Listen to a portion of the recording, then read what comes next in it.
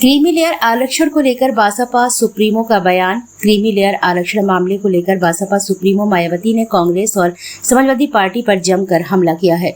Supreme court ने 1 अगस्त को फैसला सुनाया कि राज्यों को अनुसूचित जातियों और अनुसूचित जनजातियों के भीतर क्रीमी लेयर की पहचान करनी चाहिए और उन्हें कोटा लाभों से बाहर रखना चाहिए। भारतीय जनता पार्टी के SC/ST सांसद ने प्रधानमंत्री से मुलाकात करके क्रीम लेयर आरक्षण की बात रखी है। प्रधानमंत्री क्रीमी लेयर आरक्षण को अगर लागू करते हैं तो हम उनके फैसले का स्वागत करेंगे। सरकार के द्वारा सत्र में क्रीमी लेयर आरक्षण न लाकर सत्र समय से पहले खत्म कर दिया गया है। प्रधानमंत्री के द्वारा हवाई वादे किए गए हैं। प्रधानमंत्री मोदी ने सांसदों से मिलने के बाद आश्वासन दिया है कि लेकिन कोई भी प्रेस या फिर कोई भी आदेश जारी नहीं किया है। क्रीमी लेयर आरक्षण को लेकर सपा और कांग्रेस कहां है? चुनाव में तो आरक्षण की बात करते थे लेकिन अब नजर नहीं आ रहे हैं। आरक्षण को खत्म करने के लिए समय समय पर केंद्र की सरकारों ने अलग अलग तरीके से प्रयास किए हैं। SC/ST आरक्षण को खत्म किया जा रहा है। SC/ST के लाखों पद खाली है लेकिन SC/ST वर्ग के लोगों को नियुक्ति नहीं किया जा रहा है। यह वही बिल है जिसको समाजवादी पार्टी और कांग्रेस ने संसद के अंदर फाड़ दिया था।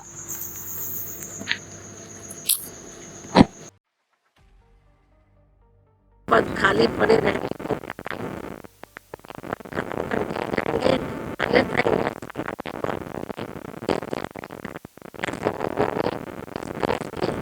सभी SC/ST वर्गों के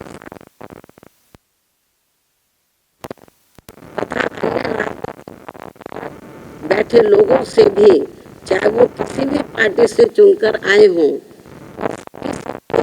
कहना है कि ये लोग बीजेपी, कांग्रेस, समाजवादी पार्टी, आम आदमी पार्टी व अन्य पार्टियों की भी SC व ST वर्गों के आरक्षण के विरुद्ध उनकी नीयत व सोच से जरूर सजग हो जाएं, सचेत रहें और अपने मूलभूत संवैधानिक आरक्षण के अधिकारों को खत्म होने से बचाने के लिए एकजुट होकर इसके विरुद्ध अपनी आवाज एक संवैधानिक और शांतिपूर्वक तरीकों से पूरी जोरदारी से उठाएं, वरना अब इस देश के SC व ST वर्गों के लोगों को हमेशा हमेशा के लिए आरक्षण से वंचित कर दिया जाएगा।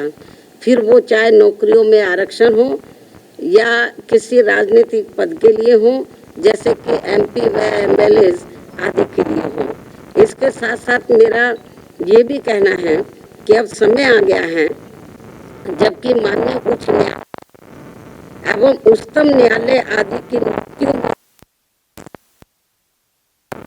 आरक्षित किया जाए, जिससे कि उच्च अदालतों में इन वर्गों के लोगों की भी बात सुनी जाए और समझी जाए और भविष्य में माननीय सुप्रीम कोर्ट द्वारा नागराज केस में दिए गए निर्णय एवं दिनांक 24 को देवेंद्र सिंह बनाम पंजाब राज्य में दिए गए निर्णय की तरह के अन्य कोई और निर्णय SC व ST वर्गों के विरुद्ध देकर उनके संवैधानिक अधिकारों का हनन न किया जाए। इसके अलावा मेरा सावधानी के तौर पर SC व ST वर्गों के लोगों को ये भी कहना है कि दिनांक 1 अगस्त 2024 को माननीय सुप्रीम कोर्ट के द्वारा SC व ST वर्गों के आरक्षण के मामले में दिए गए निर्णय को लेकर अभी तक भी कांग्रेस पार्टी चुप क्यों बैठी है? अभी तक भी कांग्रेस पार्टी चुप क्यों बैठी है? इन वर्गों को ये भी सोचने की बात है। इस पार्टी के बारे में इन वर्गों को ये भी सोचने की बात है। इसके साथ ही जहाँ जहाँ इस पार्टी की यानी कि कांग्रेस पार्टी की अपनी राज्य सरकारें हैं, तो वहाँ ये पार्टी अभी तक भी अपनी स्थिति क्यों नहीं स्पष्ट कर पा रही है? अर्थात वहाँ भी ये पार्टी चुप क्यों बैठी है? या फिर ये कहे कि हम इस निर्णय को यानी कि कांग्रेस पार्टी इस निर्णय को ही मानते हैं और इस पर ही अमल करते हैं जो अभी 1 अगस्त 2024 को माननीय सुप्रीम कोर्ट ने दिया है। इसके साथ साथ आम आदमी पार्टी, जिनकी पंजाब व दिल्ली की अपनी सरकार है, ये पार्टी भी इस मामले में अपनी स्थिति स्पष्ट करें कि ये पार्टी इस निर्णय को वहाँ लागू करेगी या नहीं। इस प्रकार इन पार्टियों की भी इस दोगली नीति से SC व ST वर्गों के लोग जरूर सावधान रहें। जिन्होंने इस बार देश में 18वीं लोकसभा के हुए आम चुनाव में खासकर आरक्षण व संविधान को बचाने के नाम पर इन वर्गों का वोट हासिल करके अपनी अधिकांश सीटें जीत ली हैं, अपनी अधिकांश सीटें जरूर जीत ली हैं और अपनी एकमात्र हितैषी पार्टी BSP को नुकसान पहुंचा दिया है।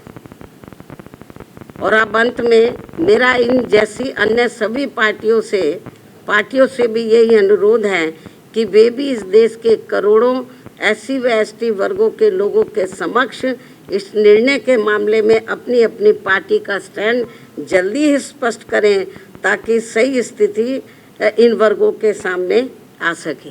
बाकी जो पार्टियां चुप बैठी हुई हैं अपनी स्थिति स्पष्ट करें। चुनाव में तो ये बड़ी बड़ी बातें कर रहे थे संविधान बचाने की, आरक्षण बचाने की।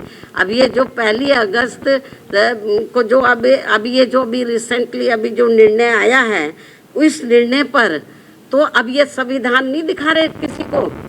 अब ये आरक्षण की बात नहीं कर रहे हैं कांग्रेस पार्टी एंड कंपनी के लोग और भी पार्टियों के लोग, तो अभी नहीं ये संविधान की बात करे ना इनके आरक्षण की बात कर रहे। तो इसलिए मेरा यही कहना है इन सभी पार्टियों से, चाहे BJP है, कांग्रेस है, केवल आश्वासन देने से BJP की ओर से आश्वासन आया, माननीय प्रधानमंत्री जी द्वारा केवल आश्वासन आया है। आश्वासन से काम नहीं चलेगा। इन लोगों को SC ST वर्गों को जो इस फैसले से, इस निर्णय से नुकसान हो रहा है तो उस पर वो अपना सही स्टैंड ले। और ये कोई केवल आश्वासन से या गौर करने से, माननीय प्रधानमंत्री जी ने जो कहा है कि हम गौर करेंगे, आश्वासन दिया, उससे काम नहीं चलेगा।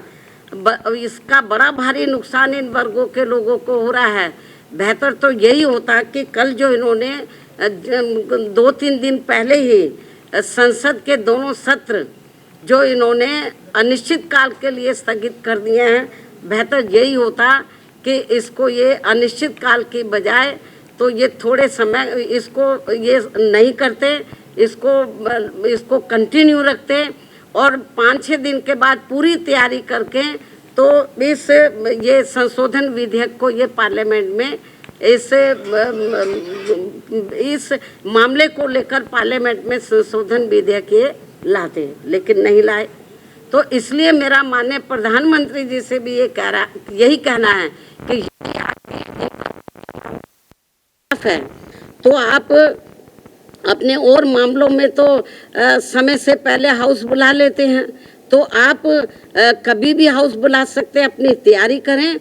और ये जो 1 अगस्त वह कानून बनाते हुए देवेंद्र सिंह बनाम पंजाब राज्य के केस में माननीय सुप्रीम कोर्ट के दिनांक 1 अगस्त 2024 के आए निर्णय में, जिसमें कि SC व ST वर्गों को आरक्षण देते समय क्रीमी लेयर लागू करने तथा इन वर्गों के लोगों का उप वर्गीकरण यानी कि सब क्लासिफिकेशन करके समूचे आरक्षण को ही, इनके समूचे आरक्षण को एक प्रकार से खत्म कर दिया गया है, अर्थात निष्प्रभावी बना दिया गया में। इसी विषय पर 9 अगस्त 2024 को टेलीविजन के चैनलों में यह दर्शाया गया कि BJP के SC व ST के सभी सांसद माननीय प्रधानमंत्री जी को माननीय सुप्रीम कोर्ट के इस निर्णय से आरक्षण खत्म होने की स्थिति उत्पन्न हो गई है, इसके अवगत कराया, जिस पर माननीय प्रधानमंत्री जी ने उन्हें ये आश्वासन दिया कि SC व ST वर्गों के आरक्षण में उनका उप वर्गीकरण नहीं होने दिया जाएगा, इस पर गौर किया जाएगा। प्रधानमंत्री जी द्वारा अपने सांसदों को दिए गए इस आश्वासन के बारे में कई न्यूज चैनल पर प्रसारण होने पर फिर मैंने कल ही दिनांक 9 अगस्त 2024 को एक ट्वीट करते हुए कहा कि जो ये आश्वासन दिया गया है, अगर वो पूरा किया जाता है तो इसका हमारी पार्टी स्वागत करेगी। तथा इसी ट्वीट में मैंने ये भी कहा कि परंतु इस आश्वासन को तो तभी पूरा किया जा सकता है जब केंद्र सरकार वर्तमान में चल रहे संसद सत्र में ही एक संविधान संशोधन विधेयक लाकर माननीय सुप्रीम कोर्ट के इस निर्णय को निष्प्रभावी बनाते हुए ये प्रावधान लाती है कि SC एवं ST वर्गों के आरक्षण के लिए इन जातियों को कभी भी उपवर्गीकृत नहीं किया जा सकेगा तथा इन पर भी लागू नहीं होने दिया जाएगा। और साथ ही मैंने ये भी कहा कि आज इस मामले में विषम स्थिति उत्पन्न ही ना होती अगर केंद्र सरकार ने अपने अटॉर्नी जनरल के माध्यम से माननीय सुप्रीम कोर्ट के समक्ष